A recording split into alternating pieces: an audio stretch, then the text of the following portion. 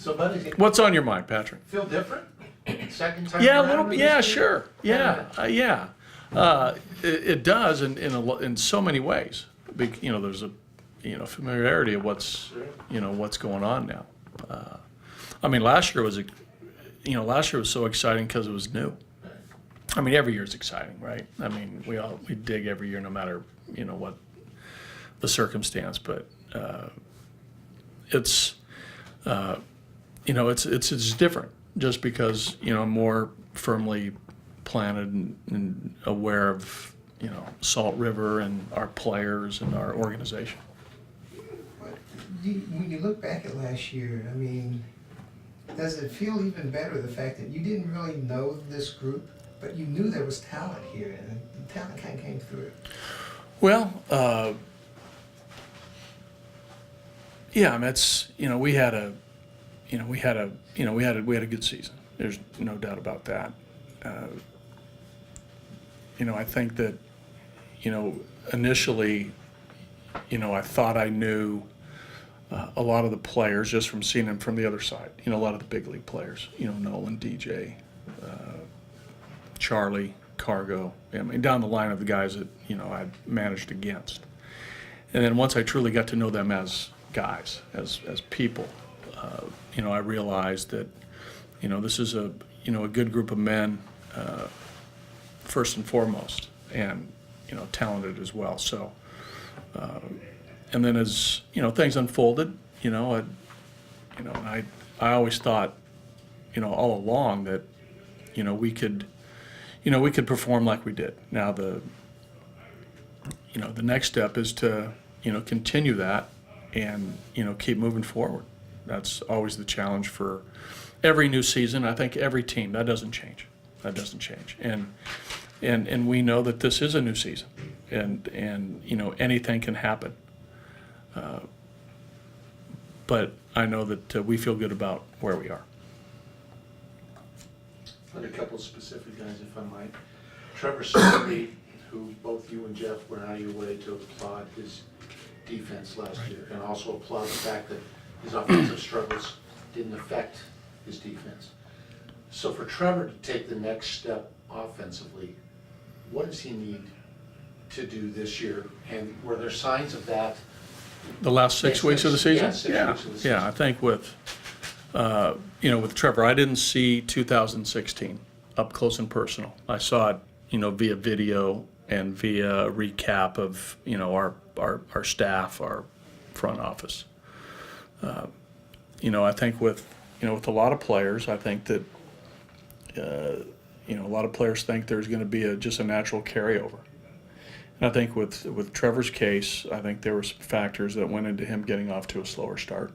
And I think finally, as the season wore on, he realized that, like I've said, that every year's different.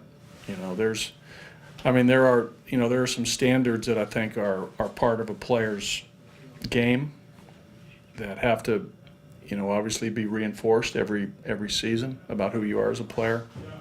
And I can't speak for Trevor, but he could probably say, and I think I've heard him say it, reading between the lines, that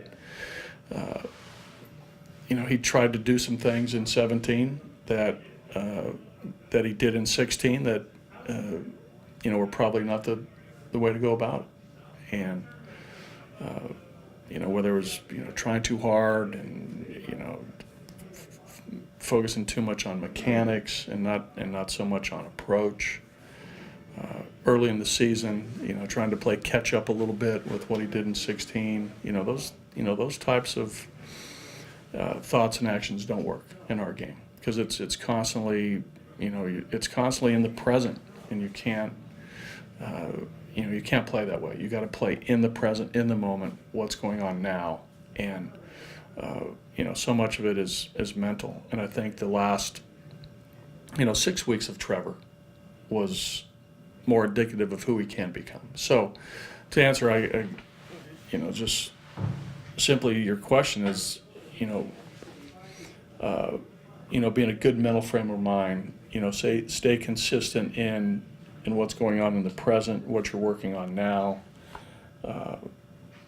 approach over mechanics, and continue to look at some things that just one or two keys for him, and not a whole bunch of things. You've got a bunch of pitchers that are in their second year, just like Trevor was. I mean, Right. in a lot of ways, is it the same, that you've got Yeah. to make sure these Yes. guys simplify? No doubt, no doubt. We talk about that all the time. That sophomore seasons are, at times can be a trap for guys.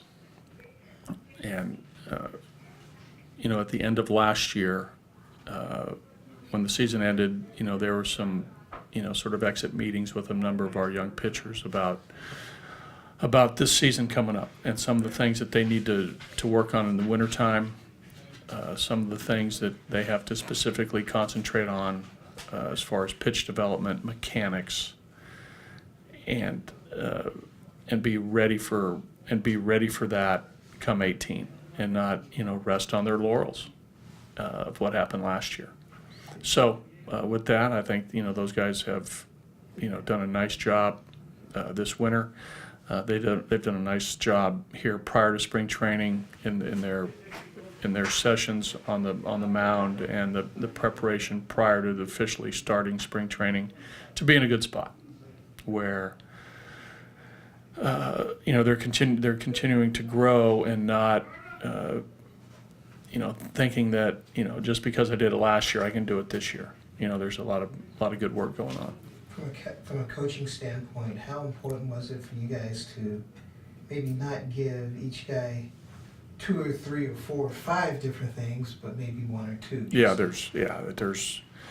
There can't, if you overanalyze things, the old phrase, paralysis by analysis can occur. So there were some key points for each guy that we highlighted to make sure they're aware of. And, that was the focus of, a handful of guys in some of their winter work. So that's how we sort of, mapped it out.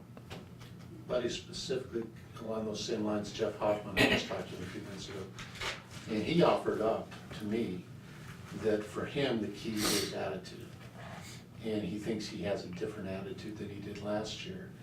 And I said to him, he thought he was maybe a step ahead of where he truly was. And he says he learned a lot taking a different approach this year. Yeah, well, I think that's great. I really do, and that's for me that encompasses maturity, and the sooner that a player has that self-realization of who he is and his and where he is maturity-wise, that's a beautiful thing. It really is. And for Jeff to say that's great. And there's no doubt the talent is there. But Jeff said it to me, and he said it to you guys, that there's a at times for players an unrealistic evaluation of who they are and what they can and what really they can do. And I think Jeff learned a lot through last season, and I thought overall he handled it pretty well. Even not making the team out of spring training, and we tried to do some delivery things, and he was on board and went down to Albuquerque and did some good work. And then when he came up, man, you saw those first 5 starts. It was 5-0. I mean, look at those. I remember when his numbers were in the when his innings count was in the big leagues, like 30-something, 35. I mean, look at the strikeouts, look at the walks, look at the hits, look at the ERA. And then from that point, it sort of got away from him. But attitude is such a big part of this thing for players, and how they see themselves, how they see where they are in their career, and then with all that, how to perform, how to as from a pitcher standpoint, how to get outs, how to get through innings, all those things. I mean, longer subject. But the same with position players. Same thing. There's a learning curve for almost every player. And some players it's longer, some players it's short. It depends. It's individual. Hey, last year, I think when we came here, you had some really young catchers. And this year, you brought in Ionetta, and behind him, there are a lot of pretty young catchers. Looking at that second catching position, assuming Ionetta stays, healthy, what do you see? How do you see that coming together? Experience is the best teacher, right? So all the guys that we have in camp this year were in camp last year, right? There's really no new catchers who were in the organization last year, right? Almost, you look at them all, they were here in big league camp. Tony, Murphy, Rubago, Nunez, Vasquez, Ben Boom. They're back for their second year. So, that's, comforting for us to know that all the things that, Mike and I and the coaches, threw on them last year, all our, from anywhere, the fundamental stuff about catching that Mike brought in, our sign systems, our pitch calling system, our sequence, myriad of things that we threw at him. It's a lot for a kid who was in low A ball or an A ball. And now, some of these guys are, going to be up a level, but they know who I am, they know who Mike is, they know, Stritty, they know, what we know, they know what our expectations are. And for me, they're high. I have high expectations of catching. I'm tough on catching. And I'm very critical, and, my eye is critical of that position. And these guys are handling it great, man. So, and there's a slew of guys who have talent, and we'll see how it all shakes out. As far as Walters and Murphy Walters, a lot of big league experience over the last 2 years when you look at it. League catcher most of last season, Murphy, you thought he was going to kind of take off. You see that as a... Well, Murph got a bad break, when he got hit with the backswing from Rizzo. That was a bad break. Because, up until then he was having a nice spring. It was early in the spring, but, he was acclimating himself. And they were all a young group, right? All those guys. It was a young group of catchers. And they're all back. But, right now they're all in a good spot. They're a year older. So we feel good about, really now, being, we can really dig in to be a little bit more detailed and, on the coaching side, more specific. There's not, wide-ranging things that we have to cover that, they sort of get it. So, we'll refresh some of the wide-ranging things that, that we did last year, but, we can really get technical and really talk a little bit, like I said, more specific and with a great deal more detail about, that position and how it affects each guy individually. Okay, buddy, I think both Thomas and I have written that as it stands right now, it looks like first base is going to be Ryan McManus are going to get his shot. Ian, you don't know if he's going to be left field or first base, but he would certainly be in the mix. Pat Blake has indicated that he might at least get a little bit of time there. Can you give us an idea as camp opens? What's your view of the first base? Yeah, situation? there's like I said, I think there's a competition at a number of spots on our roster. First base being one, an outfield spot being another. Ian will fill one of those, right? Ian will be, he'll be at first base in the spring. He'll be in left field in the spring, and we'll see how it all shakes out. But Ian will be on the field, so that leaves, Mac getting some at bats at first, and Valleca's going to get at bats at first, and we'll put Jordan Patterson at first, and there'll be some guys who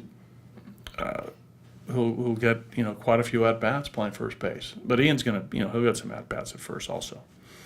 So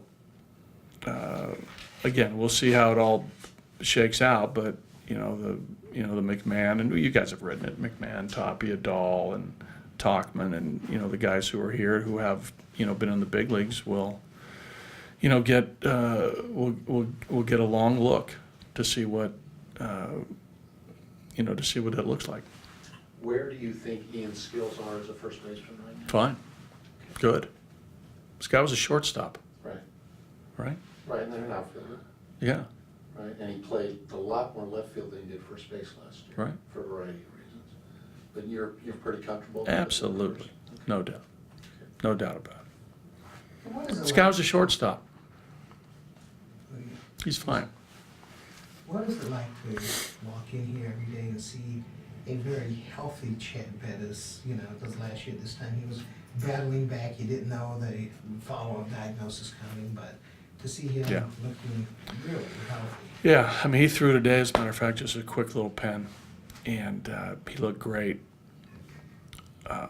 We saw, me personally, live, I saw flashes of, of what, everybody else has seen from Chad.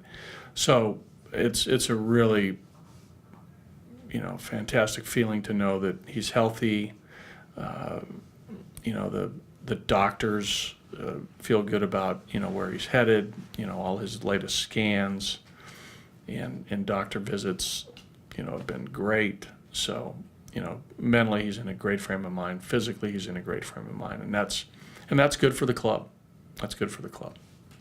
I know that in the past, before last year, he kind of held out of games until later in the spring. He says that you guys approached him about, getting out there early against competition. Yeah, I think in the previous years, this was brought to my attention that he was going to stay on the backfields a little earlier. There were some mechanics things that they were really solidifying Fosty and Homie with Chad, and then to sort of build up his stamina and pitch count with these mechanics, and really get the repetitions on the backfields before he got in big league spring training games. So now I think the pitching coaches and Chad are past that point where he really needs that repetition on the mechanics side in his delivery, where he feels the last 2 years have set him up for let's be ready to pitch when the exhibition season starts. So he feels good about that, and I think he's scheduled to pitch one of those first few games, right out of the chute. I believe, I'm not sure, but you won't see him, in the second week of spring training or the third week or whenever that was. Awesome. Anything else? Thank you, buddy. We're good? Okay, guys. Thank you, sir.